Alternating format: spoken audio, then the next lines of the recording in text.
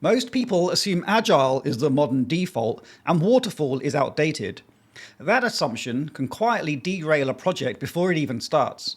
The real question isn't which methodology is better, it's which one fits your project.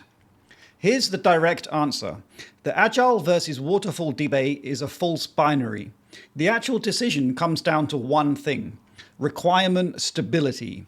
Are your requirements fixed, or are they likely to evolve? That single question points you to the right approach. Everything else is detail. Agile breaks a project into short cycles called sprints, typically 1 to 4 weeks each. At the end of each sprint, you review working output, gather feedback, and adjust the plan.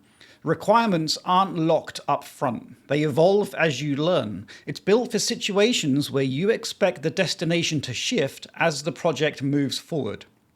But that flexibility comes with a cost, which we'll get into. Waterfall is linear and sequential. You define all requirements up front, then move through fixed phases: design, build, test, deploy.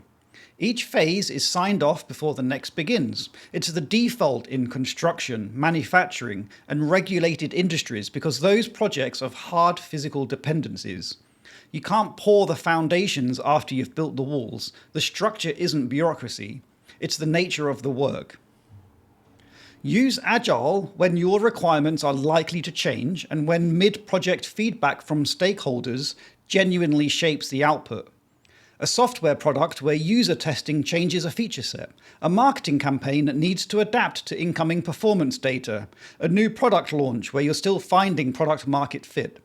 If you're not sure what the end looks like, Agile is cheaper than betting everything on an upfront plan that turns out to be wrong. Use Waterfall when scope is fixed, phases are sequential, and late changes are expensive. Replacing a core billing system with tight integration requirements, a construction project where permits, drawings, and schedules are locked before work starts. Any project with formal compliance sign-offs at each stage. When the work is well understood and changes mid-project carry real cost, Waterfall's upfront planning is a strength, not a weakness.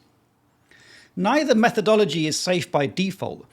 Agile's main risks are scope creep and stakeholder fatigue. If priorities keep shifting without guardrails, the project never lands. Agile also requires consistent, engaged stakeholders throughout. If your product owner is unavailable or disengaged, sprints lose direction fast. Waterfall's main risk is the opposite. You only find out something is wrong late in the process. As IBM notes, testers in Waterfall report bugs and integration problems at the end, when they could have informed a different architecture from the start. The later you surface a problem, the more expensive it is to fix. So here's the rule of thumb. Ask yourself one question: are my requirements stable or fluid?